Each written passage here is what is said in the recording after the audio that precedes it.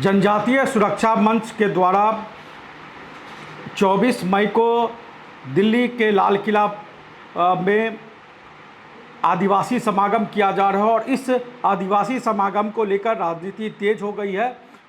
इस समागम में गृह मंत्री अमित शाह मौजूद रहेंगे और उनकी मौजूदगी में दावा किया जा रहा है कि करीब देश भर के करीब 2 लाख आदिवासी समाज के लोग, जनजातीय समाज के लोग इस कार्यक्रम में, इस सम्मेलन में शामिल होंगे। और उसको लेकर झारखंड में राजनीति बहुत तेज हो गई है, क्योंकि शुक्रवार को कांग्रेस पार्टी की तरफ से 2 बड़े आदिवासी नेता सुखदेव भगत, रामेश्वर उरांव, इन दोनों ने प्रेस कॉन्फ्रेंस किया और प्रेस कॉन्फ्रेंस करके बताया कि कैसे आदिवासियों को बांटने की एक तरीके से कोशिश की जा रही है। और ये एक उनका ये दावा है कि आदिवासियों में फूट डालने की अपने तौर पर कोशिश की जा रही है और उसके लिए उन्होंने पूरी तौर पे बीजेपी और आरएसएस को निशाने पर साधा लिया। और उन्होंने कहा कि जो है बीजेपी और आरएसएस आदिवासी जो यहाँ के झारखंड के और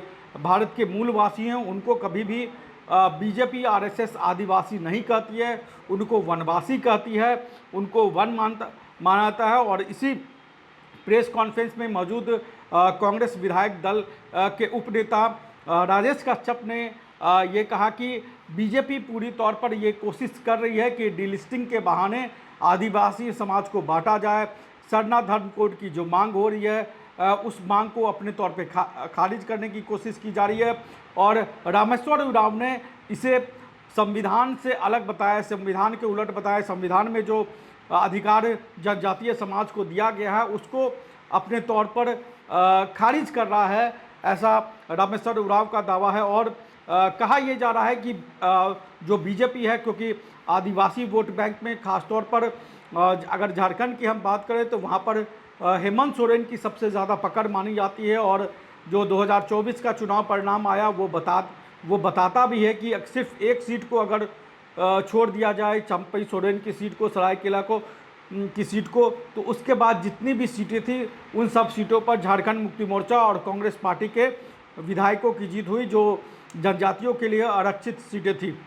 बीजेपी के खाते में सिर्फ एक सीट आई, वो भी चंपई सोरेन की। और बीजेपी के सिर्फ 2 नेता उस समाज से आते हैं, और एक चंपई सोरेन और दूसरे बाबूलाल मरांडी। कांग्रेस पार्टी का खास तौर पे विरोध है और कांग्रेस पार्टी इस विरोध के माध्यम से ये दिखाने की कोशिश कर रही है कि बीजेपी और आरएसएस किस तरीके से झारखंड के आदिवासी समाज को डीलिस्टिंग के बहाने बांटने की कोशिश करे। एक जो आदिवासी समाज जो कि जिसने अपने तरीके से धर्म परिवर्तन कर लिया, वो क्रिश्चियन हो गया, उनको किसी न किसी तरीके से यहाँ से आदिवासी समाज से बांटने की से अलग करने की कोशिश की जा रही है। रामेश्वर उरांव ने यहाँ तक कह दिया कि अगर सरना और अगर आदिवासी को सनातन कहा जाता है तो इसका मतलब ये हुआ कि आदिवासी और ब्राह्मण दोनों एक ही हुए।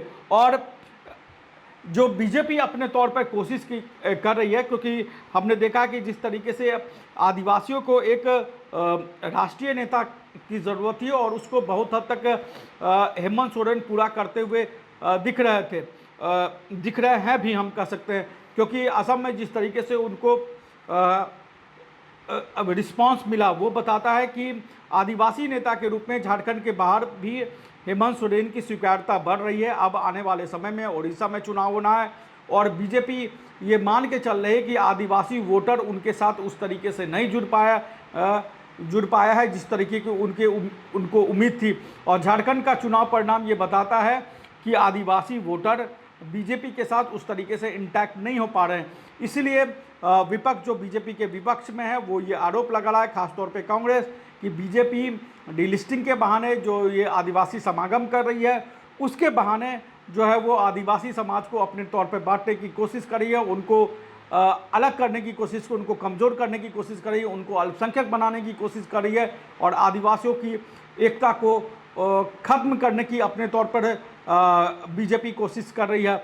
और इस कार्यक्रम में भाग लेने के लिए जो आदिवासी समागम है उस कार्यक्रम में भाग लेने के लिए संथाल परगना से, कोल्हान में तो खुद चंपई सोरेन उस ट्रेन में जो यात्री सवार होकर जा रहे थे आदिवासी समाज के, उनको छोड़ने के लिए स्टेशन पर आए और उनको विदा किया। संथाल परगना में भी भारी संख्या में करीब 1100 से ज़्यादा बताया जाता है कि जनजातीय समाज के लोग, आदिवासी समाज के लोग उस यात्रा में ट्रेन के माध्यम से गए। और रविवार को गृह मंत्री अमित शाह इस समागम को संबोधित करेंगे और अपने तौर पर बीजेपी कोशिश ये कर रही है कि आदिवासियों को सनातन बनाकर सनातन ही मानते हुए उसको अपने साथ जोड़े, जो कि हिंदू समाज का अंग है। हालांकि सुखदेव भगत और रामेश्वर उरांव ने यह कहा कि अगर आदिवासियों की बीजेपी इतनी हितैषी है तो उनको सरना धर्म कोड वो दे देना चाहिए था। सरना धर्म कोड अगर दे देंगे तो आदिवासी एक हो जाएंगे। तो ये जो कुछ रहा है, रामेश्वर उरांव ने क्या कुछ कहा, इसको लेकर आप सुनिए। और जिस तरीके से इस समागम में लोग शामिल होने के लिए गए हैं, जो जनजातीय समाज के लोग, वो जब दिल्ली रवाना हुए, वो जाते समय वो इस समागम को लेकर क्या कुछ उन्होंने कहा है, आप सुनिए और अपनी प्रतिक्रिया हमें दीजिए। नमस्कार, जोहार। सम्मानीय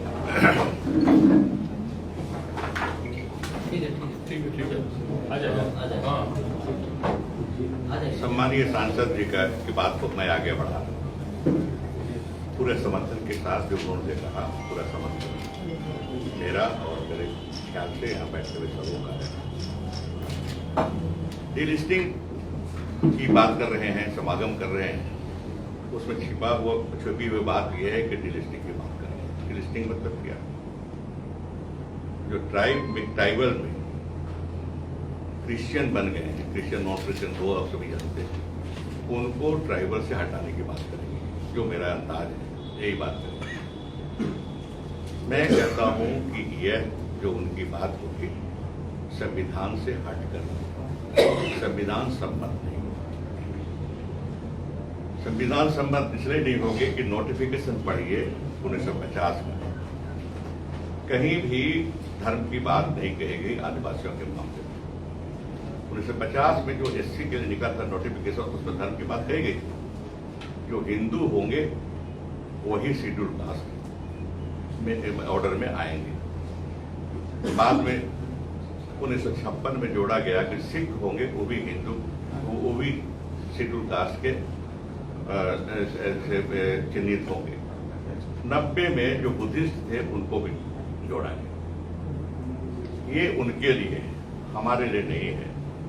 हमारे लिए सिर्फ कहा गया है कि द ट्राइब्स और ट्राइबल कम्युनिटीज और parts of groups with in tribes और ट्राइबल कम्युनिटीज इस इन parts 1 to 14 of the parts respectively relate be deemed to be scheduled tribes so far as regards members thereof resident in the locality specified in relation to them respectively in those parts of the schedule।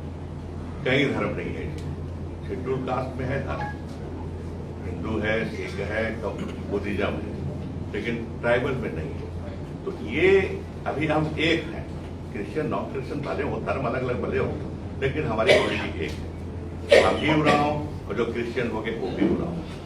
हमको याद आता है कि कार्तिक बाबा case किए थे David मुंजनी पर, 1962 में David मुंजनी जीते और कार्तिक बाबा हार गए, तो उन्होंने केस किया, इलेक्शन पिटीशन किया।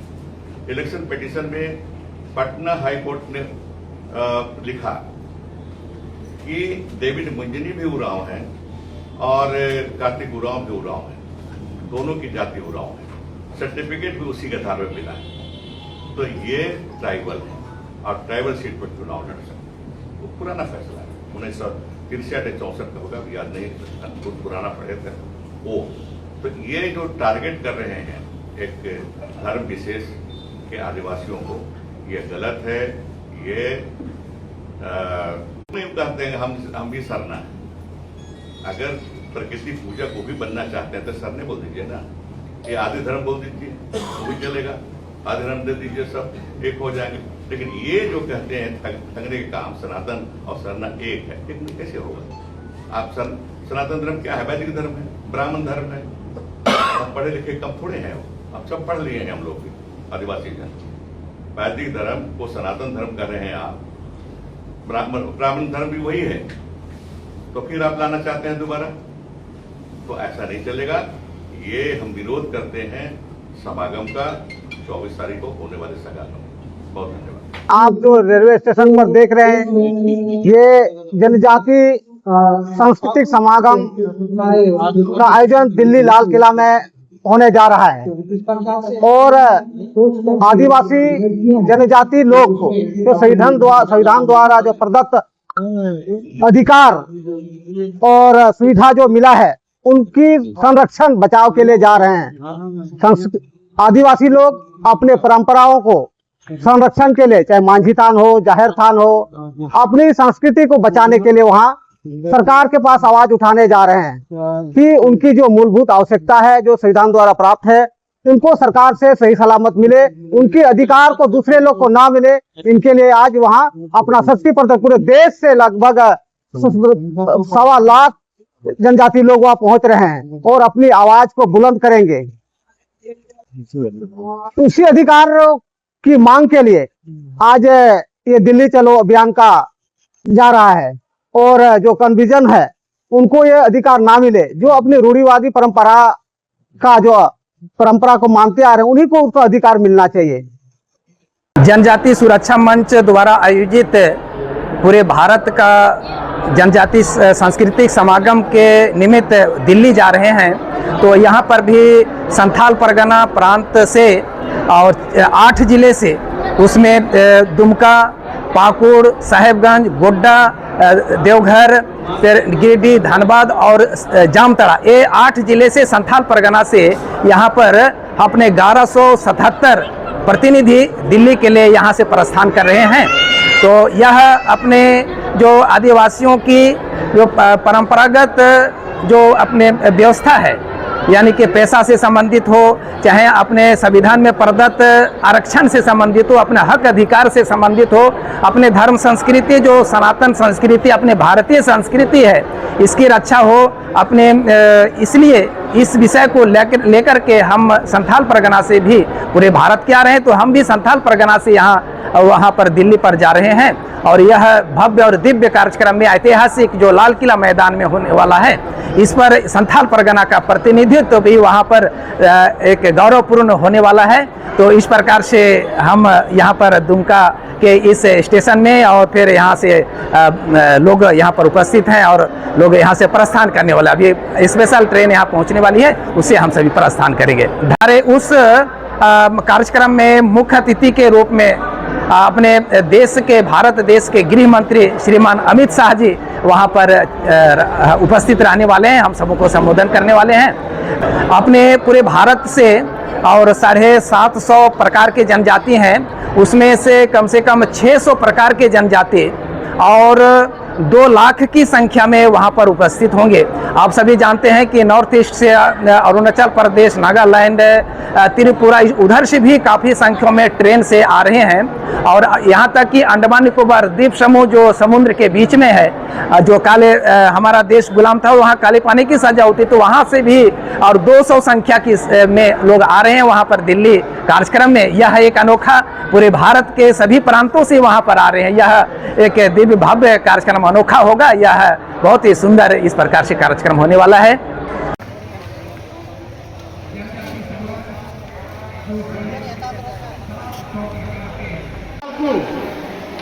और समाज कानूनिया को, हुदगलिया को, किरगलिया को, इनसे बहुत अर्थी चारों मानव कहा मापे संगीत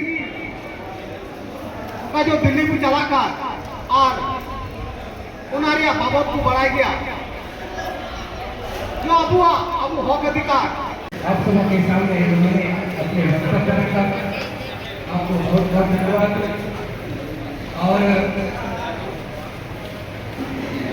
आदो नोडे किलो को चला कर आबू जो आबू तो मीते परिवार का आबू मीत थारे रन होन का आबू छोटा मोटा हुई का एक दूसरे को आबू बोलो करे को और संगठन में जो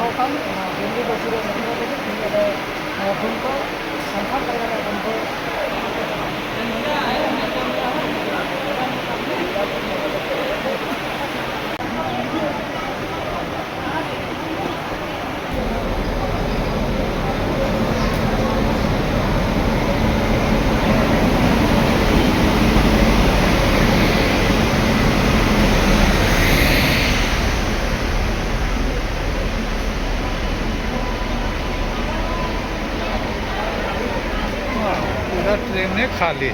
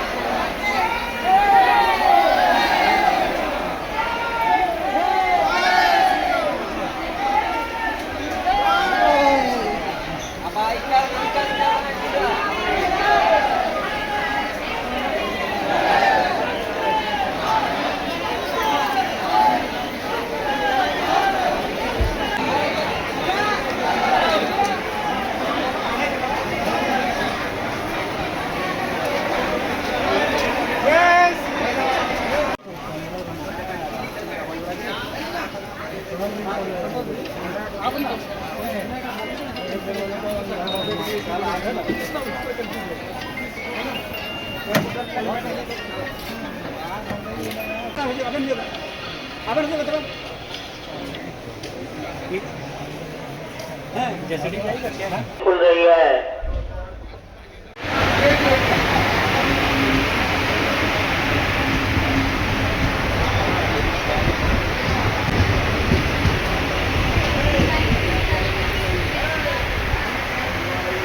बायोम इंस्टीट्यूट नीट की तैयारी के लिए एक भरोसेमंद नाम। यहाँ अनुभवी फैकल्टी, स्मार्ट क्लासरूम और बेहतरीन टीचिंग मेथड से स्टूडेंट्स को मिलती है मजबूत तैयारी। यहाँ हर स्टूडेंट को मिलता है पर्सनल गाइडेंस और डाउट क्लियरिंग का पूरा सपोर्ट। नीट 2027 और 28 के लिए फेज 2 बैच 30 अप्रैल से शुरू हो रहा है। आज ही बायोम इंस्टीट्यूट से जुड़े और अपने डॉक्टर बनने के सपने को दे सही दिशा। बायोम इंस्टीट्यूट सिर्फ मेडिकल प्रिपरेशन का संस्थान। रॉयल इंडिया में आपका स्वागत है। भारत के सबसे विश्वसनीय सोलर मोटर पंप और MPPT कंट्रोलर निर्माता। रॉयल इंडिया का high performance movable trolley solar water pumping system प्रस्तुत है। बेहतर दक्षता के लिए डिजाइन किया गया और आसानी से ले जाने योग्य। सरकारी परियोजनाओं के लिए अनुमोदित देश भर के कॉन्ट्रैक्टर्स और एजेंसियों की पहली पसंद। MNRE द्वारा अनुमोदित, उल प्रमाणित, उद्योग मानकों के अनुरूप स्वदेशी उत्पाद। सार्थक ऊर्जा समाधान के लिए हमारे साथ साझेदारी करें। आज ही संपर्क करें।